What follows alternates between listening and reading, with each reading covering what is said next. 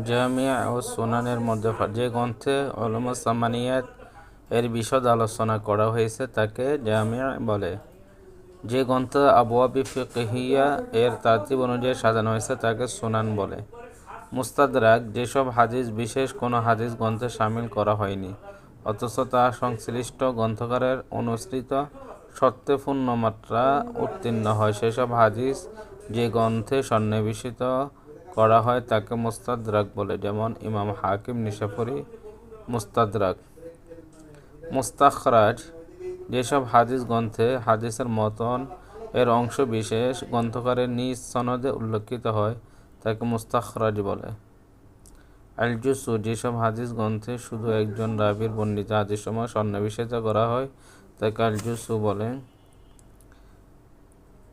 কারো মতে শুধু একই বিষয় সম্পর্কিত হাদিস সন্নিবেশিত গ্রন্থকে আল-জুসু বলে। হাদিসকে কেন হাদিস করে নামকরণ করা হয়েছে? ইবনে হাজার আসকালানি বলেন, আল হাদিস জিদ্দুন কদিম লিহাযা সুম্মিয়াল হাদিস হাদিসান।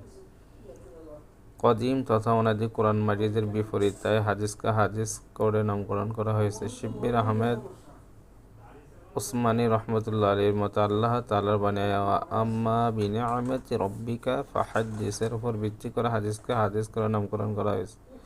সনদ বলে, হাদিসের বর্ণনাকারীদের ধারাবাহিকতাকে সনদ বলে। মতন হাদিসের মূল অংশকে মতন বলে। রাউই হাদিস বর্ণনাকারীকে রাউই বলে। রেওয়ায়াত ও দিরায়াত কাকে বলে? হাদিসের সনদকে রেওয়ায়াত, মূল হাদিসকে দিরায়াত। সুন্নাত as-সুন্নাতু সিরাতু হাসানাতান কানাত আও কবিহাতান। সুন্নাত হলো চরিত্র, ভালো হোক কিংবা মন্দ হোক। রাসাইল হাদিসের যে কিতাবে একই বিষয়ে এর হাদিস একত্রিত করা তাকে রাসাইল বলা হয়। রাসাইল বিভিন্ন ইলমে তাওহীদ আকিদ বিষয়ক হাদিস থাকে। ইলমে সুনান জাতীয় বিধিবিধান সম্পর্কে হাদিস থাকে।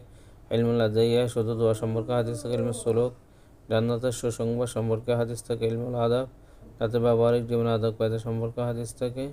ইলমুত তাফসির যাতে তাফসির সম্পর্কে হাদিস থাকে। ইলমুত তারিখ যাতে ইতিহাস সম্পর্কে হাদিস থাকে। সুন্নাতের পরিবেশে মুস্তাহিদগণের পরিবেশে সুন্নাত হলো হিয়া কুল্লু মা উসিরা আনির রাসূলি সাল্লাল্লাহু আলাইহি ওয়াসাল্লাম মিন কওলিন আও ফি'লিন আও তাকরীরিন। রাসূল সাল্লাল্লাহু আলাইহি ওয়াসাল্লাম থেকে কথা, কাজ কিংবা সমর্থন যা প্রকাশ হয়েছে তাই সুন্নাত। ফকিহগণের ভাষা হিয়া কুল্লু মা সাবাত আনিন নবী সাল্লাল্লাহু আলাইহি ওয়াসাল্লাম ওয়া লাম ইয়াকুন মিন জানিবিল ফরজ ওয়ালাল ওয়াজিব। ফরজ